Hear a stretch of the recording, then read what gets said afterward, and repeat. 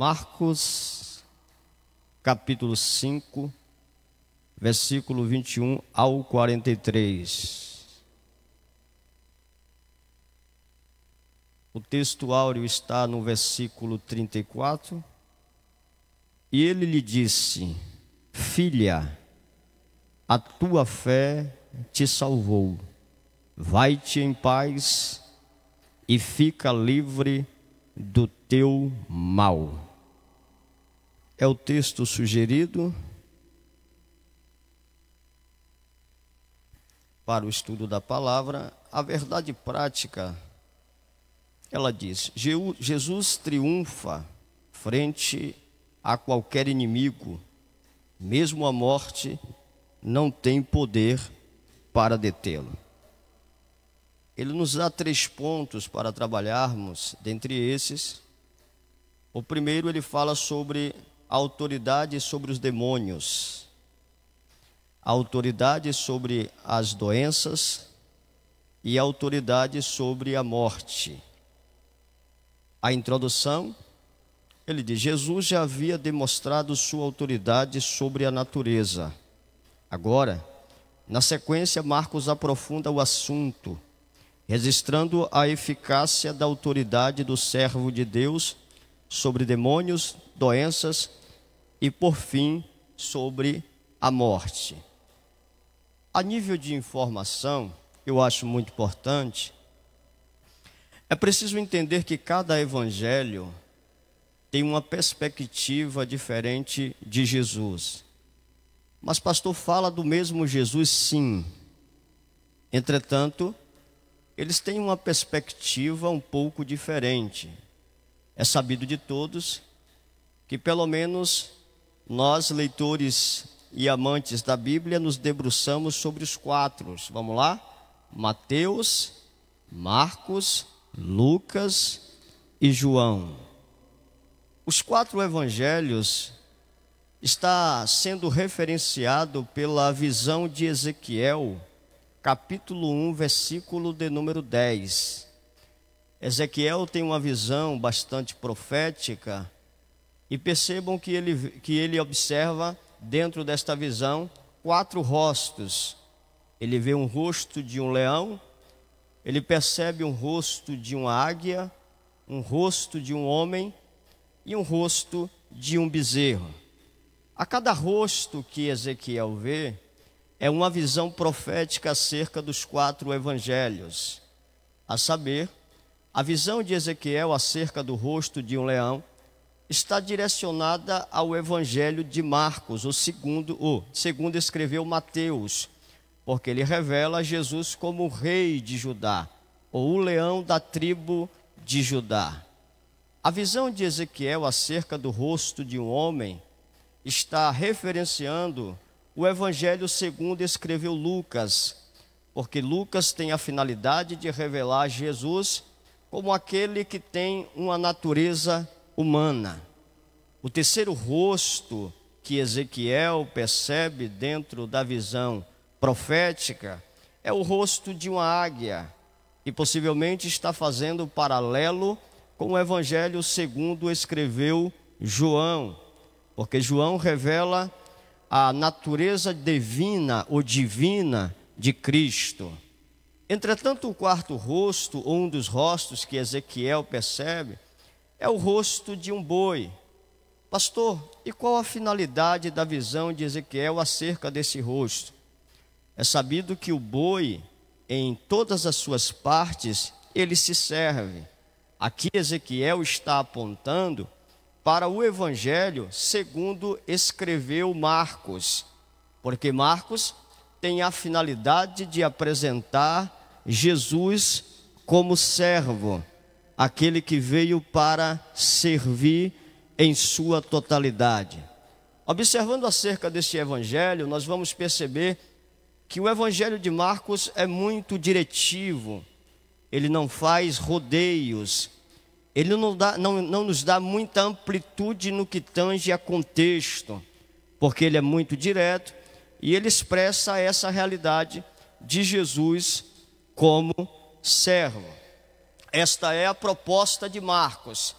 Um dos versículos chaves deste evangelho, segundo escreveu Marcos, para argumentar aquilo que estamos falando, está no capítulo 10, versículo de número 45, aonde ele diz: pois o Filho do Homem não veio para ser servido, mas para dar a sua vida por amor de muitos.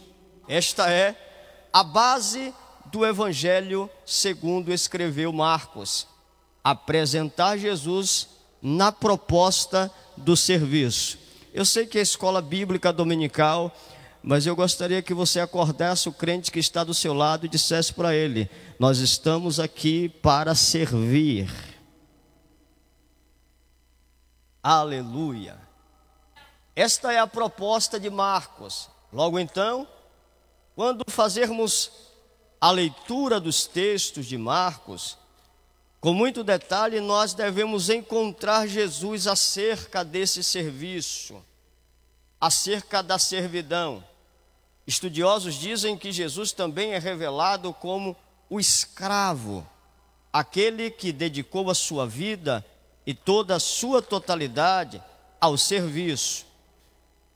O começo da lição nós vamos perceber que pelo menos 3 verdades ou 3 pontos importantes o autor começa a discernir, e a nível de informação nós vamos perceber que ele tem o propósito de nos orientar acerca da autoridade de Jesus. Primeiro, a autoridade sobre os demônios, a autoridade sobre as enfermidades e a autoridade sobre a morte. Aparentemente parece um contraste. Por quê? Porque a autoridade revela o poder de Deus.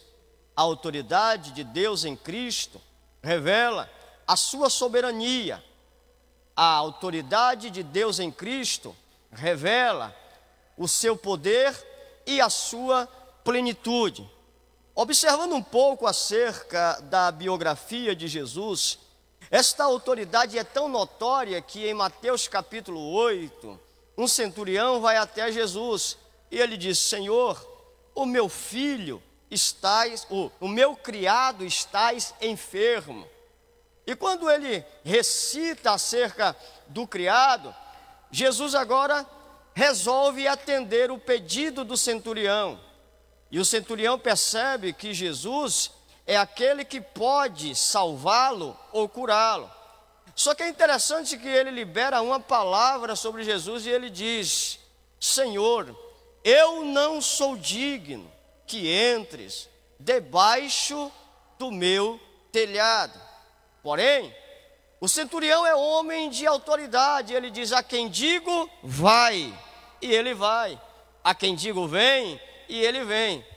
Mas a proposta do centurião é reconhecer a autoridade que está sobre Jesus. No capítulo 7 nós vamos perceber que a multidão que escutava Jesus falar, percebia que ele falava de forma diferente.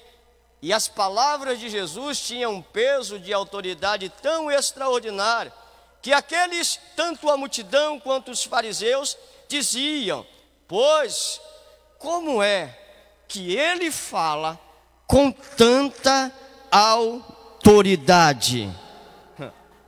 É um diferencial do ministério de Jesus. Agora, Marcos quer trazer a perspectiva de apresentar Jesus como servo. Pastor, ele é o Filho de Deus, ele tem todo o poder, ele tem poder sobre os demônios, sim, mas a proposta de Marcos é apresentar Jesus como servo.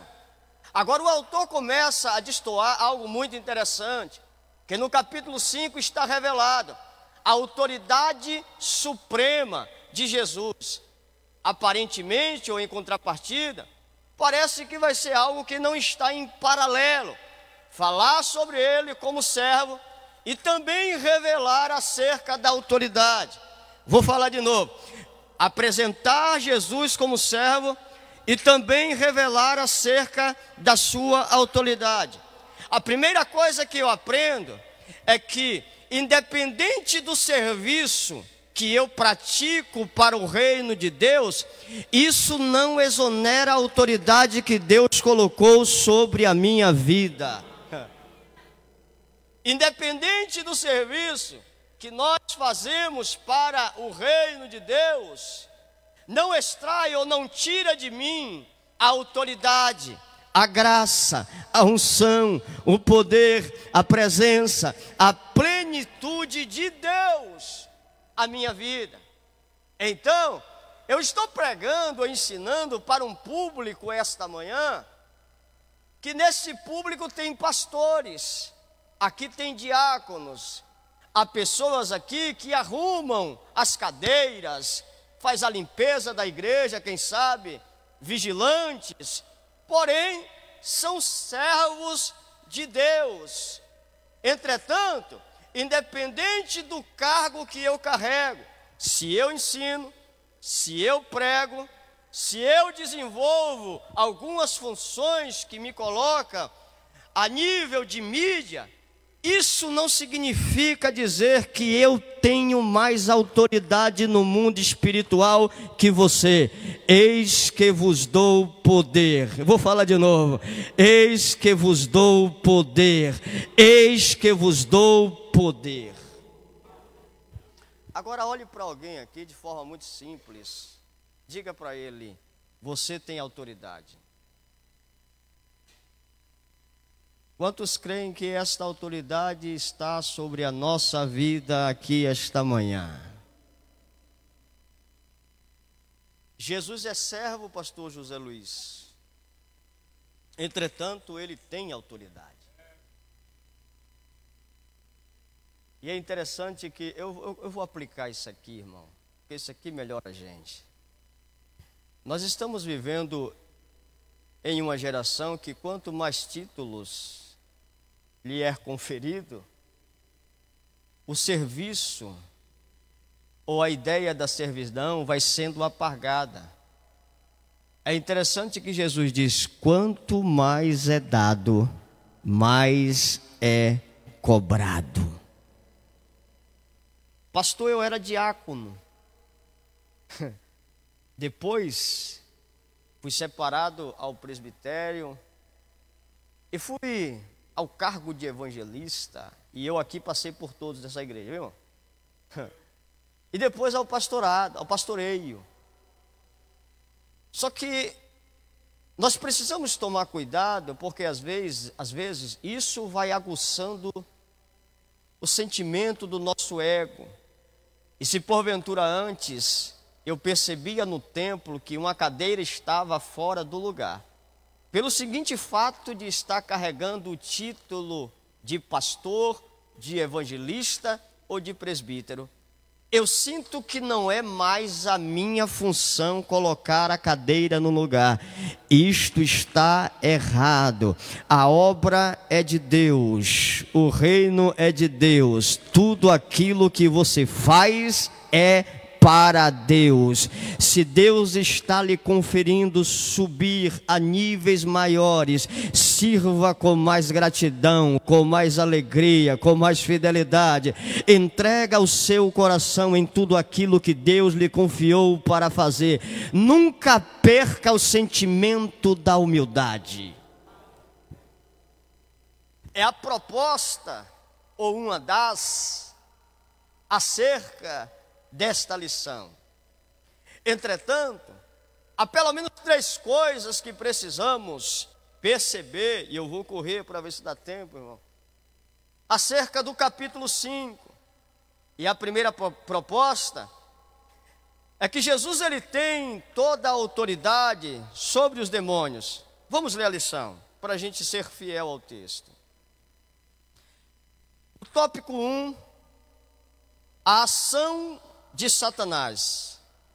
Andava sempre de noite e de dia, clamando por entre os sepulcros e pelos montes, ferindo-se com pedras. Após vencer uma terrível tempestade, ao longo da travessia, Jesus chega ao lado leste do mar da Galileia, terra do gentio, mas a oposição satânica impiedosa, outra tempestade o aguarda. Desta feita, a fúria advirá de uma multidão de demônios. De fato, Marcos relata com detalhes horripilante resultado da ação do mal na vida humana, alijado de sua família e de sociedade, totalmente desprovido de dignidade. Aquele homem vivia como uma besta fera enlouquecida. Perambulava dia e noite pelos sepulcros e montes, ferindo-se com pedras e emitindo gritos infernais. O propósito do diabo será sempre roubar, matar e destruir. Ou seja, implantar em nossas vidas caos, dor e tristezas. É interessante perceber que pelo menos a ação dos demônios sobre aquele homem reflete pelo menos em algumas áreas da vida daquele que está possesso. O autor é muito sucinto no que tange acerca da proposta de Satanás. Dentre essa proposta é roubar, matar e destruir. Mas pastor, qual a ação dos demônios sobre a vida daquele homem? Ou como isso se reflete? Primeiro, percebemos que os demônios refletem as suas ações na área familiar. Ele é um homem que tinha família, porém, a ação do demônio tira ele do seio da sua família. Logo então eu percebo que aquele homem perdeu a sua identidade familiar. Olha só a proposta do demônio: arrancar a identidade familiar daquele homem. Quem sabe, isso aqui é mente de pregador, ele vivia na sua família em paz, tranquilidade. Agora, quando os demônios se apoderam da vida dele, ele agora não vive mais no seio da sua família, está longe, perdeu a sua identidade. Eu não sei se você já percebeu, quando uma pessoa aceita a Cristo, o semblante dela muda, a vida dela se torna uma vida com batalhas, mas uma vida feliz em Cristo. Nós vivemos mais em casa, no seio da família, cuidando mais dos nossos filhos, da nossa esposa, das coisas que se referem às coisas familiares. Entretanto, eu percebo quando algumas pessoas se distanciam da presença de Deus, a primeira atuação do adversário é na família, na casa. O diabo sabe que a família é um tripé da sociedade. Entretanto, o diabo sempre tem a proposta de arruinar toda a casa e toda a família. No capítulo 5, nós vamos perceber que aqui revela a destruição do adversário acerca da família desse rapaz. É a primeira atuação dos demônios na vida desse rapaz. A segunda atuação, está no texto, é na área social. Ele tira toda a vida social daquele rapaz. Ele agora não pode mais adentrar em lugares. Eu imagino ele chegando em alguns lugares e as pessoas olhando para ele, repudiando as suas ações, a saber que ele está tomado, não é por um demônio, irmão. Aproximadamente 6.000 demônios estão no corpo dele. As atitudes daquele rapaz, a fala daquele rapaz, o modo de se comportar daquele rapaz é completamente repugnante no ambiente social. Além de acabar com a vida dele no seio familiar, a ação dos demônios reflete, pastor José Luiz, na vida social. A terceira coisa que eu percebo é que a ação dos demônios reflete na vida espiritual. Olha que o texto diz, que ele agora habita nas colinas, nos montes, e ele habita nos sepulcros. Sepulcro aqui significa dizer que é ambiente de morte. Não tem vida no sepulcro. Agora, o diabo está olhando para este rapaz. E eu percebo que aqui Satanás está olhando com muita autoridade e dizendo: já tirei a família, já tirei do convívio social, agora eu estou arruinando a área espiritual. Aqui nos vale uma lição para nós aprendermos a compreender o mundo espiritual. Logo então, quando você se deparar com uma pessoa nesse estado, eu já vou liberar uma palavra de Deus para o teu coração. Deus irá te dar discernimento e autoridade no mundo espiritual. Para quê, pastor? Para levantar as mãos, repreender os demônios, e eles se sujeitarão à autoridade de Deus sobre a sua vida, em nome de Jesus. São pelo menos 3 áreas que eu percebo nesta lição, que o demônio, e possivelmente no capítulo 5, tem a finalidade de atuar. Irmão, isso aqui é um quadro muito específico acerca de uma sociedade desprovida de Deus. Os valores familiares já não tem mais validade. O ambiente social já não é mais tão propício. A vida espiritual já não tem mais uma dedicação, uma prioridade.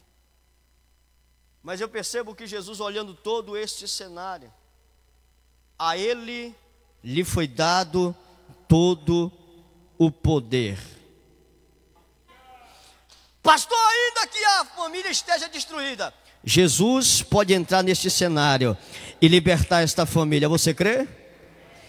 Pastor, se desvinculou no seio da depressão, não quer sair mais de casa, se trancou em um quarto, não tem mais força para levantar, não tem mais fôlego para seguir a Cristo. Eu quero liberar de forma muito profética aqui essa manhã. Jesus vai te dar discernimento espiritual para contra-atacar as investidas de Satanás sobre vidas de pessoas.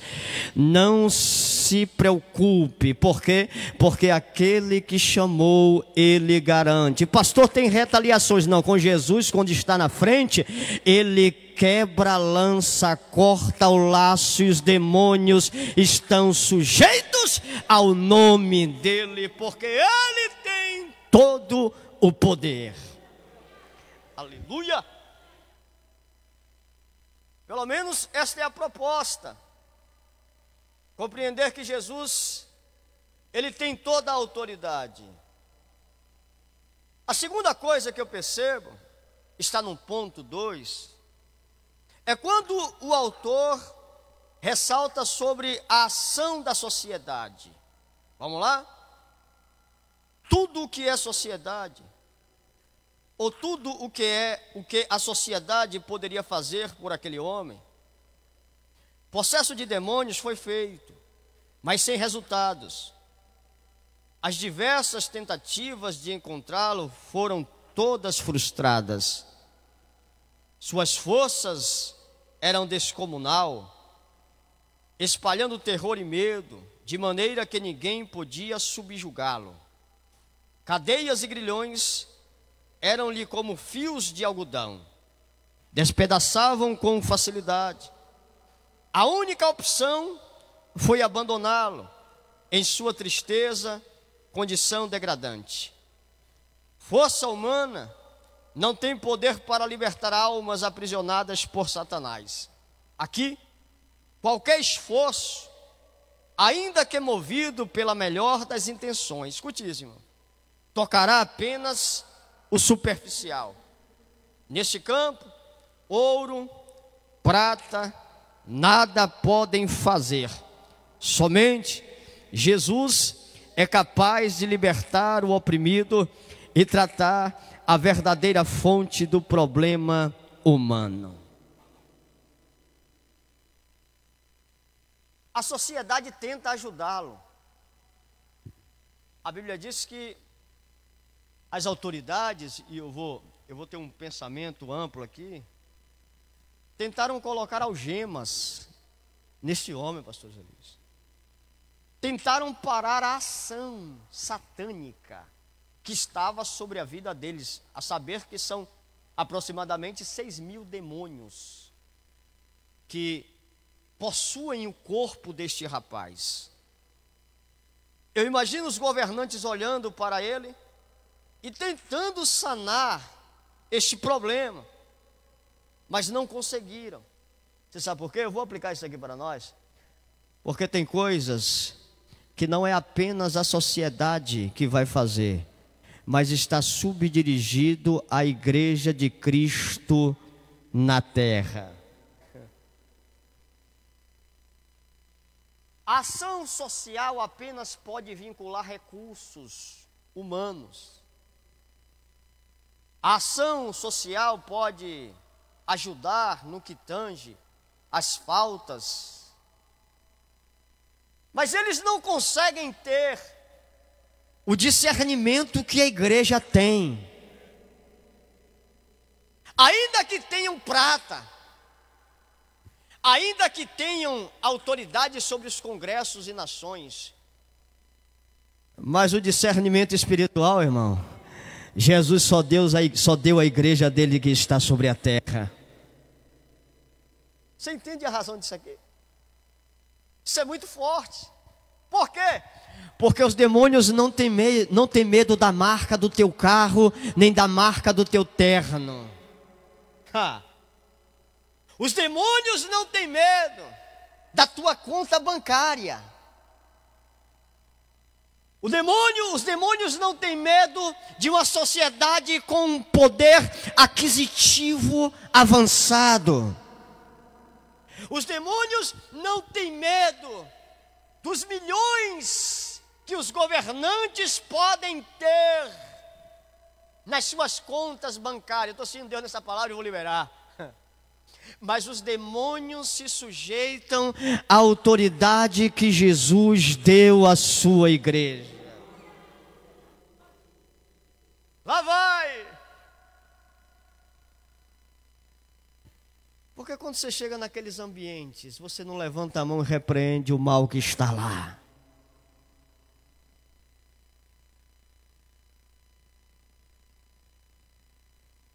Ai, Jesus, me ajuda. Eu não posso pregar, eu tenho que ensinar aqui, né, irmão? Mas eu preciso fazer a aplicação do texto. Pelo menos na proposta do autor. Tem coisas que a sociedade não vai fazer. Tem coisas que a sociedade não pode fazer. Tem coisas que a sociedade não tem direção para fazer. Ah, Jesus, abre o nosso entendimento espiritual, que mesmo ainda com sandália havaiana arrastando no pé, a unção, a graça, o poder, a soberania, a autoridade de Jesus está sobre a nossa vida. É por isso que tem gente que olha para você e diz: tu é crente, né? Tu tem cara de crente. Tu fala que nem crente. É por isso que aquele patrão que você tem lá na empresa faz questão que você esteja lá, porque parece que quando você chega no ambiente, todo o peso das trevas tem que bater em retirada, porque a unção, a presença, a graça, eu vou continuar falando, o poder, a plenitude. Pastor, não tenho nada na conta, mas tem unção na cabeça. Pastor, não tenho o melhor carro, mas tem óleo fresco sobre a tua vida. Pastor, em casa está faltando tudo, mas lá vai, a autoridade que Deus constituiu sobre você está de pé. Apenas levante a mão, glorifique, exalte, deixa Deus te usar sobre o reino espiritual. Levantou que a sede que plamandasse. Uma igreja tem esse discernimento. É por isso que no ápice da adversidade, a quem os governantes recorrem? A igreja. Por quê? Porque ela consegue enxergar aquilo que os governantes não conseguem enxergar. O mundo espiritual. Você não entende? Enquanto os louvores estão sendo entoados, Deus está quebrando cadeias sobre as ruas dessa cidade. Enquanto você está aqui de joelhos ao chão, Deus está repreendendo o espírito da morte que está passando à frente desta igreja.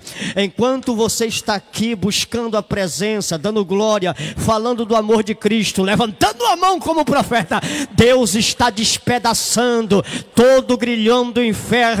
Aquilo que uma sociedade carnal, natural, que tem visão terrena não pode fazer, Deus levantou você para fazer. Levanta, servo, aprende com a palavra e faz aquilo que Deus lhe chamou para fazer.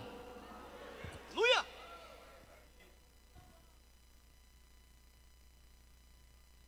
É por isso que tem muita gente às vezes que não gosta de você. Porque você às vezes não tem riquezas terrenas, mas tem a presença de Deus. E o mundo espiritual respeita isso. Então nós vamos perceber que algumas coisas que Deus não estabelece sobre os governos humanos, e apenas estabelece a igreja. O ponto 3, ele fala sobre a ação de Jesus. Jesus, porém, não lhe permitiu, mas ordenou-lhe: vai para a tua casa, para os teus, anuncia-lhe tudo o que o Senhor te fez, e como teve compaixão de ti. Ele agora, liberto, ele se torna um missionário de Deus. Ele se torna um servo de Deus. E escute, irmão, deixa eu aplicar isso aqui. Ser servo de Deus é estar direcionado à voz de Deus. Sabe, pastor Zé Luiz, por menos título que nós venhamos ter, é necessário compreender a direção de Deus nos mínimos detalhes. Você sabe uma coisa que eu acho interessante? É que em Paulo estava a plenitude de Deus. De fato, o Senhor tinha separado Paulo para o servir. E é interessante perceber que o texto diz no livro de Atos que os aventais que estavam sobre Paulo e os lenços que também estavam sobre eles eram levados para lugares e as pessoas eram curadas. Pastor, por que o senhor está falando isso? Porque os lenços de Paulo não eram os lenços que nós nos utilizamos para pregar. Colocamos no bolso e quando o suor começa a se destampar, nós limpamos. Não, o lenço de Paulo aqui era um pano enrolado na sua testa. Paulo era fazedor de tendas, e para que o suor não caísse sobre os olhos de Paulo, esse lenço servia como um aparador. Então, se Paulo, escute isso, se Paulo se utiliza do lenço para o serviço, logo então eu percebo que quando os lenços eram tirados da testa de Paulo, os lenços estavam encharcados de suor. E quando esses lenços eram levados e se deparavam com demônios, os demônios eram expelidos. Eu vou aplicar isso aqui de forma muito simples. Escute isso. Significa dizer que quanto mais Paulo servia, mais unção era liberada de Paulo. Vou falar de novo. Quanto mais Paulo servia, mais unção era liberada de Paulo. Será que tem alguém aqui esta manhã que vem encharcar lenço? Oh, glória! Escute, quanto mais você serve, serve, a unção de Deus é liberada sobre a sua vida, e os demônios se sujeitarão à autoridade de Cristo que está em nós. Diga comigo assim: quanto mais serviço, mais unção. Quanto mais serviço, mais unção. Estou limpando as cadeiras, é para o reino, o céu vai se abrir sobre a minha cabeça. Estou limpando a igreja, é para o reino, a glória de Deus a se manifestar. Estou pregando, é para o reino, a glória de Deus há de ser derramada. Estou fazendo a obra de Deus, independente daquilo que Deus mandou fazer, é para o reino. Deus tem mais unção, mais presença. Eu quero profetizar: Deus está liberando óleo fresco sobre a tua cabeça esta manhã. Pastor, é ensino, mas é palavra. Falou na palavra, o fogo vai.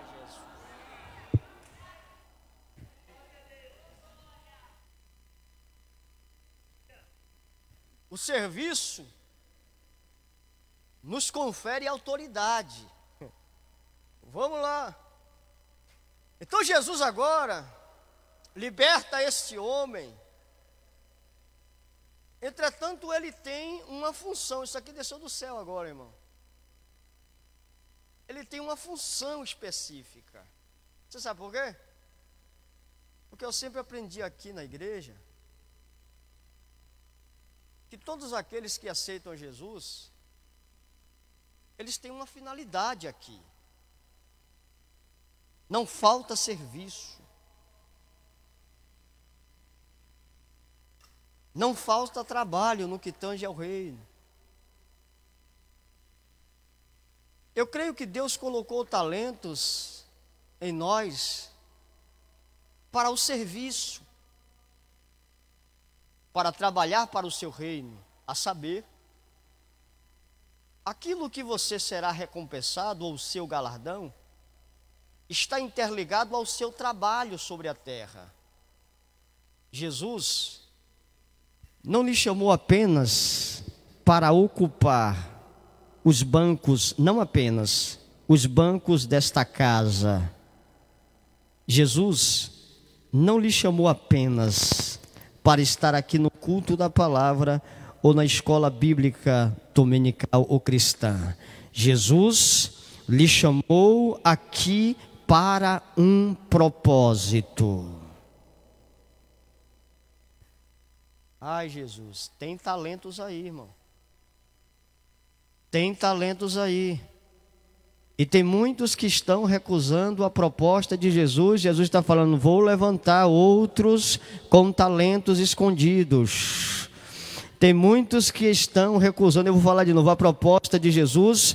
Jesus vai levantar você que está aqui esta manhã com talentos. Para quê? Para pregar. Para quê? Para ensinar. Para quê? Para ser comissionado à obra dele. Ele tem um propósito na libertação desse homem. Isso é muito importante. Porque às vezes, oh meu Deus do céu, eu vou me segurar aqui um pouquinho. Porque às vezes, Jesus nos liberta com um propósito específico.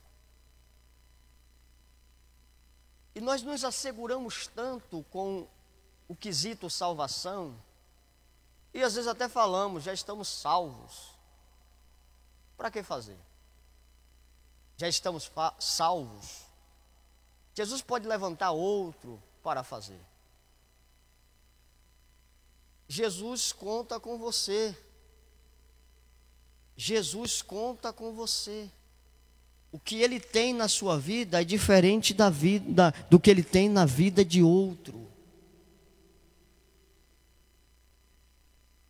Ai, Jesus, nos ajuda.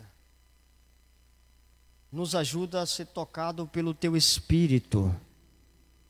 Faz-nos romper as nossas fragilidades, o nosso conforto, porque o Senhor nos libertou para uma obra específica.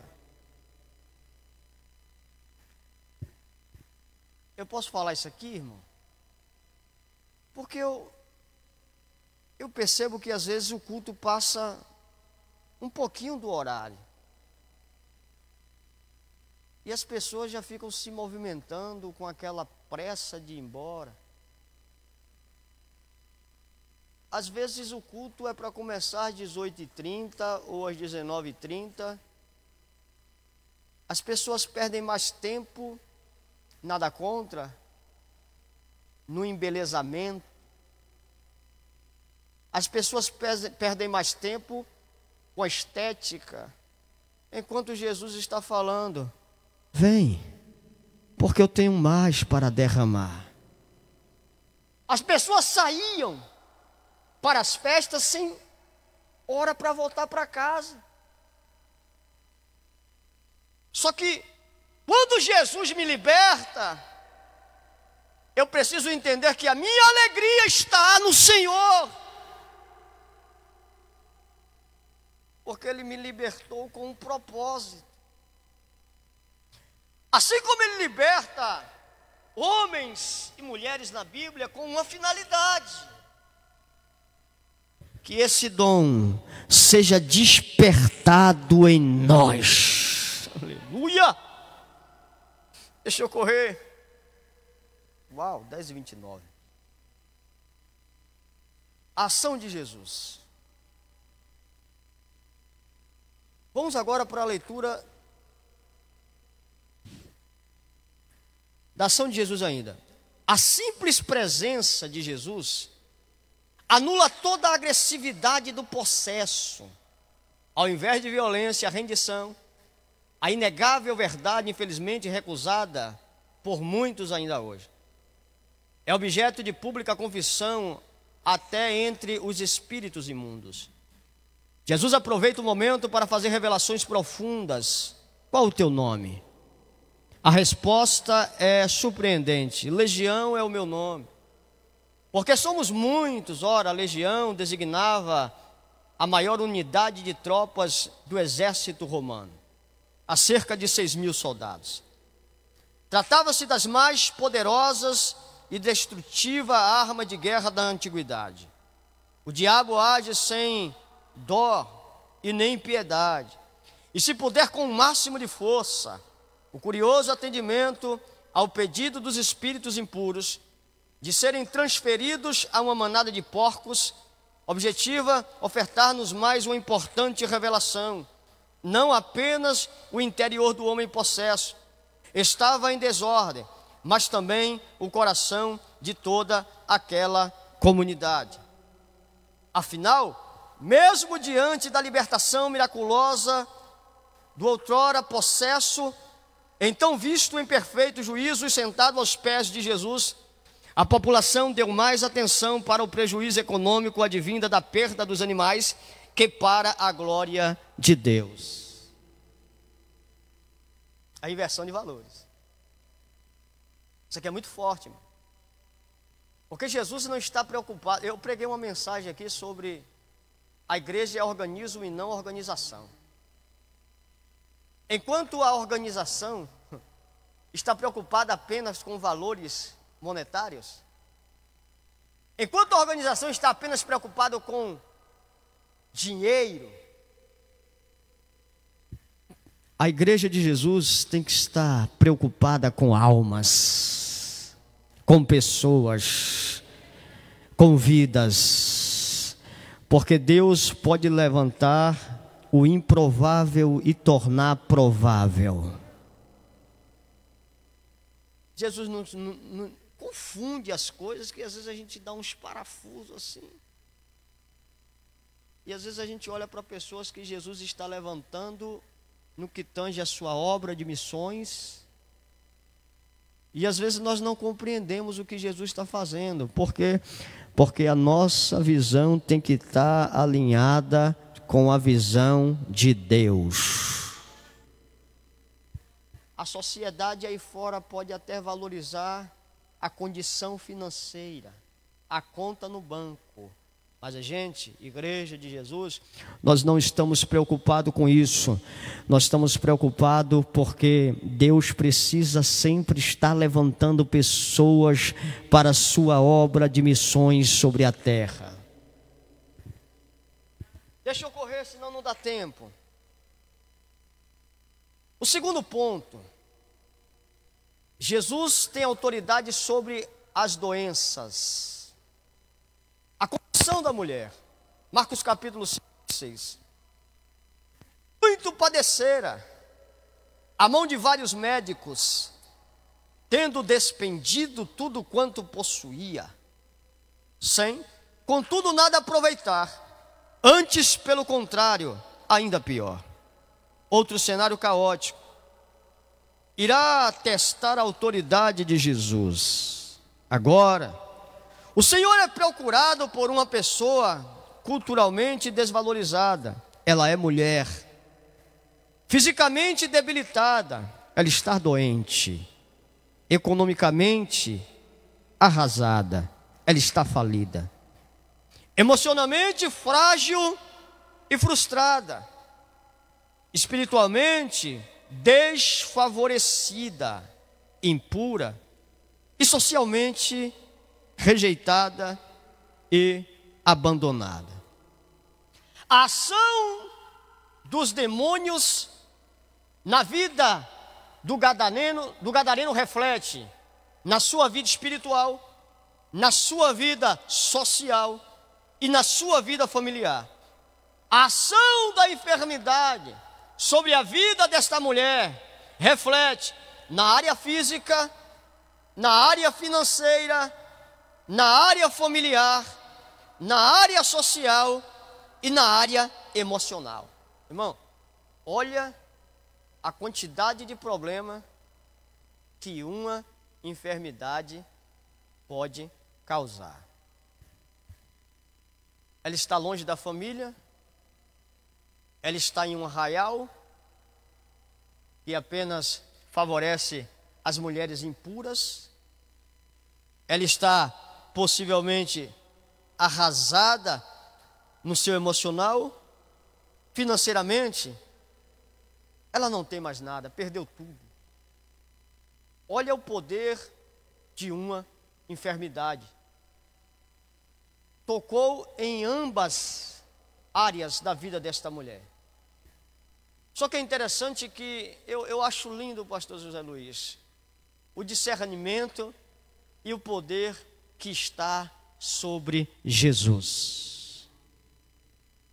Só que é interessante que com todos esses problemas, ela não perdeu a sua fé. Pastor, mas é muito problema, de fato. Mas a fé desta mulher entra em evidência. Ô irmão, deixa eu aplicar isso aqui. Porque nós estamos com um número aqui de pessoas razoáveis. Mas quem sabe cada um que está aqui nesta cadeira não está vivenciando enfermidade, mas está vivendo um problema. E pode ser um problema na área sentimental, emocional. Pode ser um problema na área familiar. Pode ser um problema na área financeira.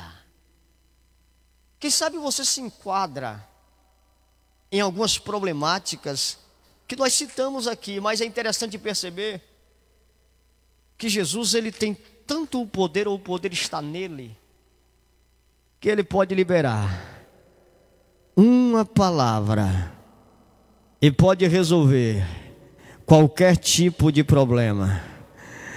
Pastor, o senhor não sabe como está a minha vida emocional. Jesus sabe. Pastor, o senhor não sabe como está a minha vida financeira. Jesus sabe. O senhor não sabe como está o convívio social. Jesus sabe. Apenas o que Jesus nos orienta esta manhã, apenas tenha fé. Aleluia!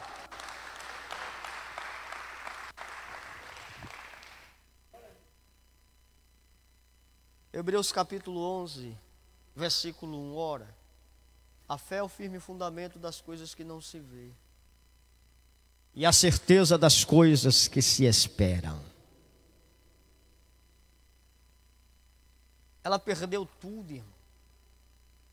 Não tem mais nada. Está no fundo do poço. Mas o dom que Deus confere àqueles que conseguem discernir a sua presença, o diabo não pode tirar. E aí, Jó, vai dar um passo para trás? Não. Eu sei que o meu Redentor vive e se levantará sobre a terra. O diabo tira tudo de Jó, mas Jó permanece fiel ao Deus que tudo pode. O diabo não pode tirar a tua fé, irmão. Ele pode arrancar tudo de você, mas a sua fé ele não pode tirar.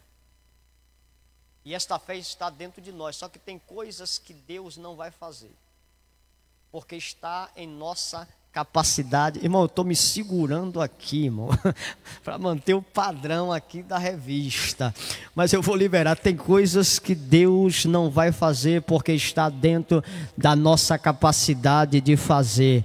Eu vou liberar de forma profética, ensino, mas vou liberar. Jesus está dizendo: toca o cajado no chão, Moisés, levanta-te, porque Jesus está na casa.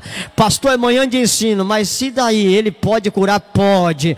Oh, glória. Pastor, Jesus está na casa? Tá. Ele pode se manifestar nesta manhã, e você irá dar o testemunho. Na manhã da escola bíblica, eu senti a graça de Deus, fui tomado pela sua presença, entrei com um problema na minha vida familiar, e Jesus liberou uma palavra, e Ele resolveu o problema.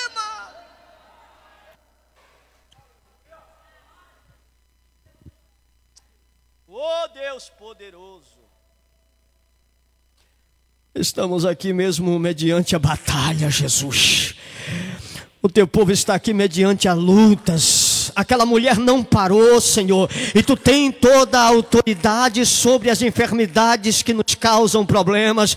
Em nome de Jesus, entra, Pai, em providência nesta manhã sobre a nossa vida agora. Aleluia. Ele tem autoridade sobre as enfermidades.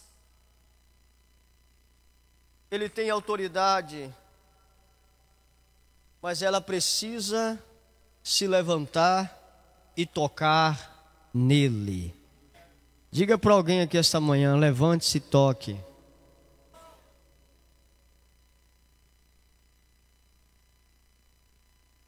Levante-se e toque nele.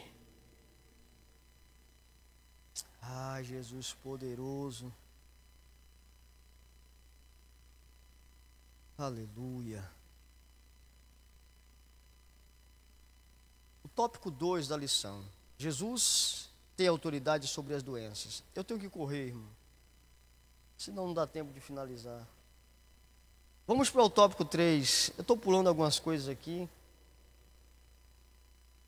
O tópico 3 fala sobre a autoridade de Jesus sobre a morte. Diga comigo assim: ele tem autoridade sobre a morte.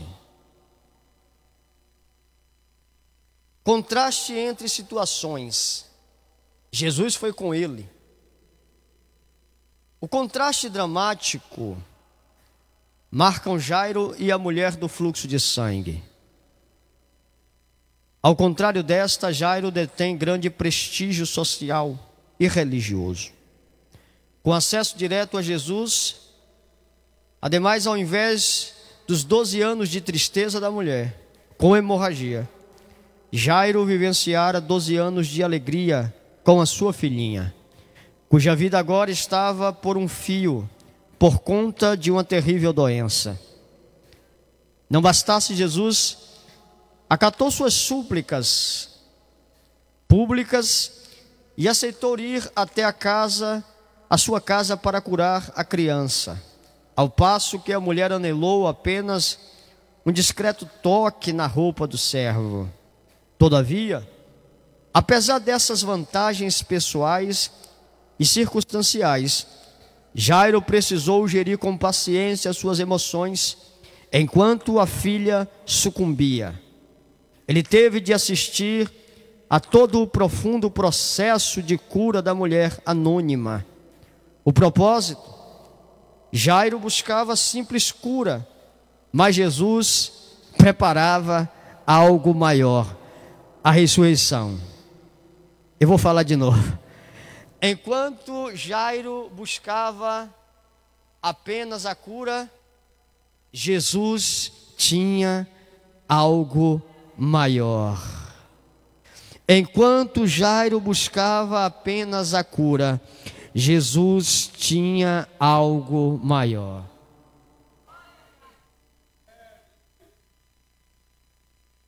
Ele faz mais do que pedimos ou pensamos. Você lembra aquilo que, irmão, eu vou aplicar isso aqui. Você lembra aquilo que você tem orado para Deus? Senhor, faz desta forma. Senhor, faz desse jeito. Jesus está temperando você, está dizendo: o que eu tenho para fazer é muito maior do que você está pedindo. E você sabe o que Deus está dizendo aqui esta manhã? Eu vou lhe surpreender. Eu vou lhe surpreender. Eu não sei porque eu estou me atendo a isso aqui, mas Deus está falando: eu vou lhe surpreender. Assim como o Senhor surpreendeu Jairo, Jesus irá de nos surpreender. Agora, aguenta o processo. Jairo precisou, pastor Luiz, aguentar e suportar o processo. Mas aquilo que os olhos de Jairo contemplou, a mente dele não teria capacidade de contemplar. Porque Jesus é um Jesus do presente e um Jesus do futuro.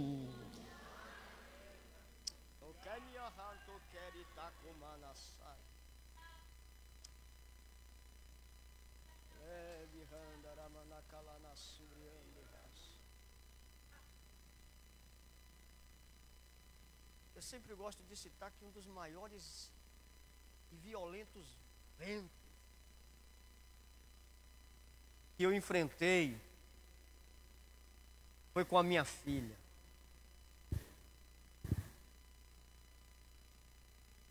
E foi um vento tão forte, mas tão violento, pastor Zé Luiz, que eu pensei que eu ia sucumbir. Ela foi acometida de uma enfermidade, diabetes. E teve um dia que eu cheguei em casa, a glicemia dela baixou tanto que ela não enxergava, não conhecia, e ela era pequena. Não sabia quem era o pai e nem quem era a mãe. Eu levei ela para o hospital. E quando chegou no hospital, o médico disse: vai para casa, pega a roupa e vai para Salvador, porque ela está em extremo estado de emergência. E a gente precisa mandar para Salvador urgente. Eu fui para casa, voltei. E eu falei com Jesus assim: Jesus, apenas permite que ela veja. Apenas permite que ela tenha no seu corpo saúde. Porque ela não via, enxergava, não falava e não reconhecia. Porém, os olhos estavam abertos. Quando eu fui para casa, peguei as roupas dela e voltei. Eu parei aqui no semáforo da Getúlio Vargas. Quando eu parei lá, um mendigo me pediu um dinheiro para lanchar. Eu falei: eu estou tão aqui com a cabeça que eu não tenho. E ele correu para trás do carro. E aí o Espírito Santo de Deus falou assim: puxa a trava do carro, chame ele, e deu o valor para ele lanchar.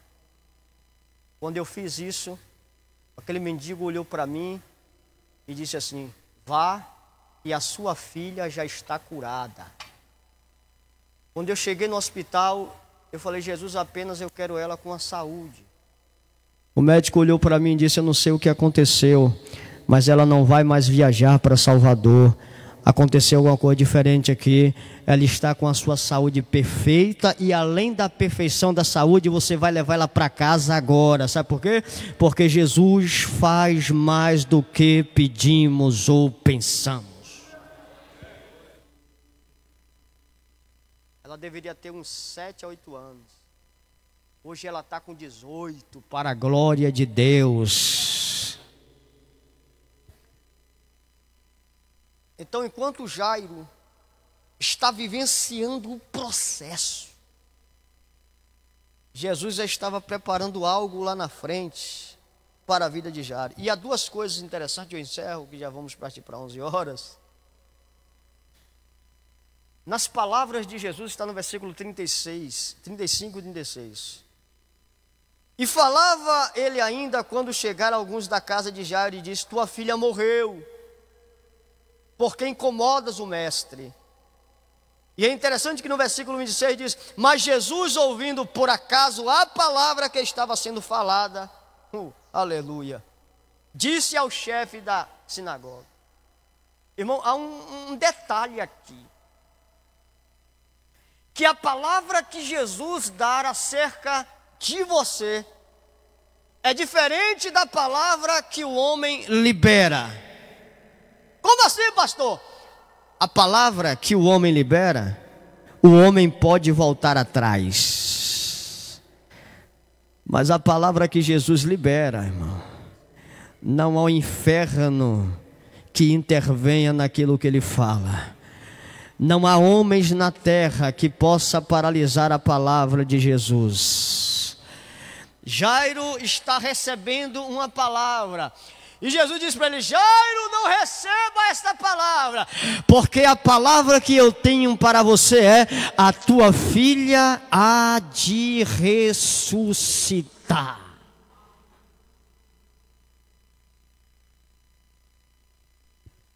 Ele tem autoridade sobre a morte. Você não entendeu isso? Mas ele tem autoridade sobre a morte. Esse problema que você está vivenciando, ou que nós passamos, ou podemos passar, não está fora da curva para Jesus. Você sabe o que Jesus está dizendo no fundo do meu coração aqui? Eu estou ainda no controle de todas as coisas. Ainda que os processos sejam violentos, Jesus está no controle de todas as coisas. Se prepara, porque aquilo que Ele vai fazer, Ele vai separar você e vai operar o milagre. Que milagre é esse, pastor? O milagre da ressurreição. Vou liberar. Há projetos e sonhos sobre a tua vida que podem até estar enterrados. O diabo está soprando no teu ouvido: não vai dar certo, não vai funcionar, já perdeu. Mas Jesus, quando entra na causa, glória.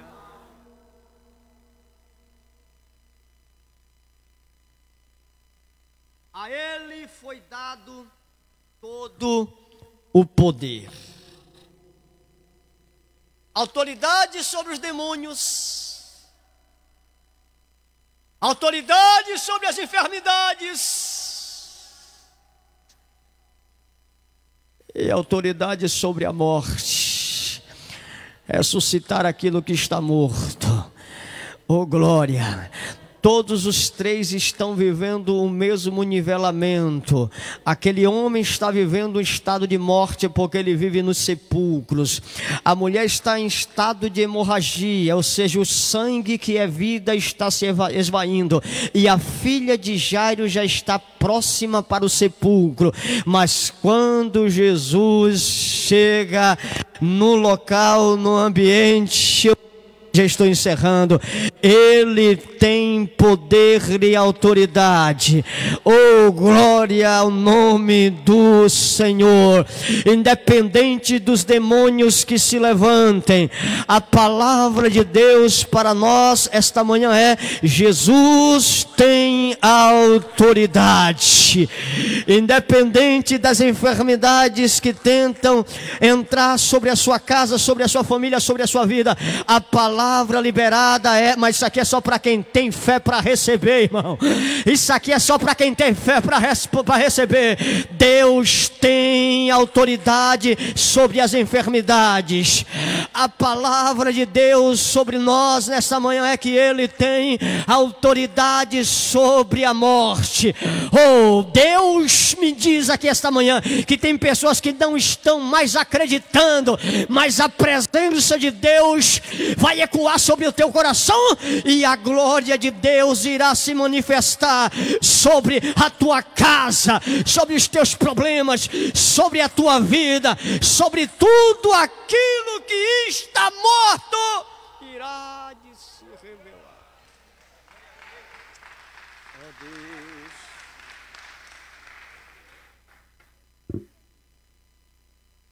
Aleluia. Remanda calada raça de comias. Aleluia. O que me ando remante raça de cominas. E esta palavra, que esta lição esteja pregoada aos nossos corações esta manhã. Que a presença de Deus nos ajude. Que a autoridade do céu se estabeleça sobre nós. E o nome de Jesus seja glorificado. Coloque a mão no seu coração em nome de Jesus. Eu quero orar por você. Ó Deus e Pai, te louvamos nesta manhã, Senhor. Não somos nós que conduzimos, mas é o Teu Espírito. E tem dias que o Senhor trabalha de forma diferente, porque Tu compreende a necessidade da Tua igreja. Tu és conhecedor dos nossos corações, e a Tua palavra revelada nos alcança. Nós não estamos aqui, Senhor, em busca de mais ou apenas um estudo sistemático. Não queremos palavra do céu para nós. Ainda que o Senhor conheça a nossa estrutura física, mental e psicológica, nós sabemos que a Tua palavra fala conosco, ó Senhor, nos mínimos detalhes. Te louvamos pelo Teu Espírito Santo nesta manhã, ó Deus, falar de forma muito minuciosa aos nossos corações. Te agradecemos pelo Teu poder e autoridade que rege a nossa vida pelo Teu Espírito. Mas nesta manhã, ó Deus, queremos sair daqui desta casa na plenitude do Teu poder, tendo a certeza e a direção que o Senhor está no controle da nossa vida, tendo a direção e a certeza que o Senhor tem toda a autoridade sobre este povo, ó Pai, tendo a certeza e direção do céu que o Senhor ainda pode ressuscitar aquilo que está morto. Será que tem alguém que pode entrar nesta guerra comigo aqui? Oh, aleluia! Se prepara, igreja, em nome de Cristo, que a palavra que sai da boca ou dos lábios de Jesus esta manhã é: Talita, come, levanta-te. Se alimenta da palavra, porque te trouxe aqui para falar comigo. Come o maná do céu e saia fortalecido daqui esta manhã, em nome de Jesus. E aqueles que recebem, aplaudam, jubilem, enalteça, engrandeça, celebre ao nome